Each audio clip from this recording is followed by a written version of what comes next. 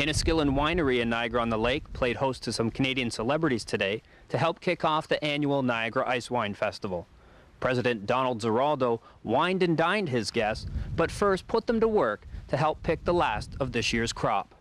We've done the Celebrity Ice Wine for a few years, and it started as a fundraising with, I think, Michael Burgess. Then we had Steve Page from the Bare Naked Ladies, Jim Cuddy from Blue Rodeo. Today we got Geddy Lee from Rush, and Richter, a bunch of other celebs, some chefs, and a whole bunch of people. But the extra thing this year was we took everybody down by the Via train, which is going to start a new service in the spring to bring all the visitors down here by train, get them off that highway so we can save that for growing grapes off the side of the highway. Now, is this something that's already begun, or when will it begin, and what do you think the impact will be on the wine region? Well, the service is something that should have started a long time ago. I think it's just getting Canadians to get in a train. I know people were all so used to getting in a car. The highway is so bad here, getting down in the summertime, and we do not want it made bigger. We want it made smaller and build another highway up above the escarpment so we can keep this for the fruitlands.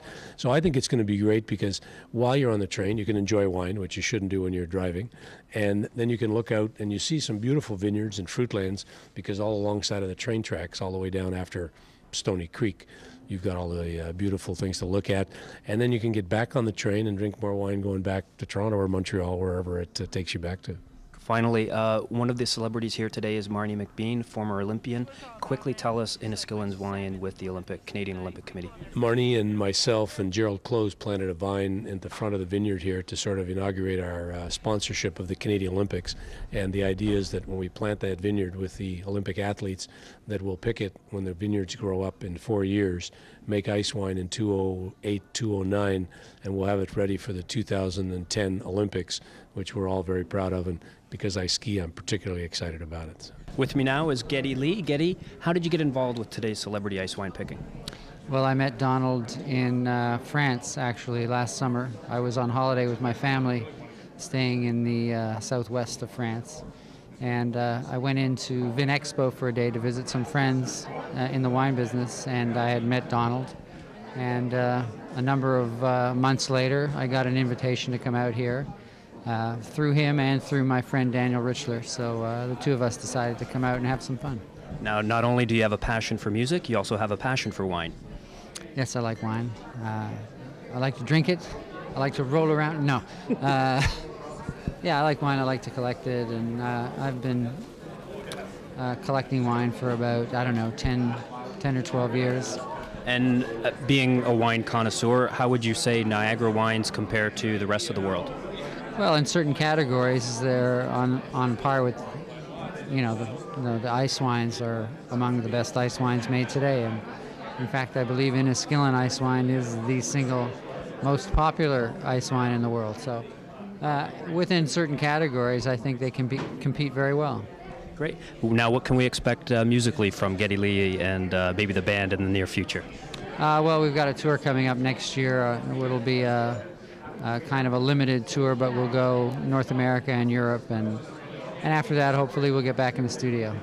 So Walter Sendzik, publisher of Vines magazine, says the recent cold snap will help continue Niagara's reputation as a world-class ice wine producer. How are this year's crops? Have they all been picked? They've all been picked. I think we all know that the temperature has been rather cold, so they're all off the vine, and now we're going to be tasting, for the Icewine Festival, we're going to be tasting 2001, 2002. What are some of the highlights of this year's ice wines? Ice wines? I got to be unbiased, but I'm going to say Consommans Vidal is a delicious ice wine. The Rife Estate, Inniskillin's ice wine, the oak-aged Vidal, Vineland Estates Riesling, Chateau des Charmes Riesling, Inniskillin and Henriette Pelham's Riesling. They're all, you know what, the crop from 2001, 2002 is bang on, it's spot on. Ideal temperatures for picking ice wine grapes are between -10 degrees and -12 degrees Celsius, but the cold weather didn't prevent Seamus O'Regan, host of Canada AM, and former Olympic rower Marnie McBean from enjoying this year's event. We're having fun here in the snow and the grapes. Good Canadian fun. Good Canadian ice wine fun. Did you ever think you'd be out here in the cold picking grapes for ice wine? Never. Never. No experience back in Newfoundland? Bloody Olympian cover you in snow as well. She's very competitive. She covered my grapes with snow. Grape shenanigans? There's all sorts of grape shenanigans. No, we don't have that. We have snow. We don't have grapes in Newfoundland. None. that I know of. And what have you learned today from the ice wine industry? It's very expensive. Very expensive. I left 2 or 3 behind, and they cost estimate how much you leave behind and charge you at the end of the day. So you got to pick up every grape out of the snow. It's very Canadian. The Niagara Icewine Festival continues until January 25th, so stay tuned to TV Kojiko for more festival updates. From Inniskillin Wineries in Niagara-on-the-Lake, I'm Mark Wikobrado, reporting for The Source.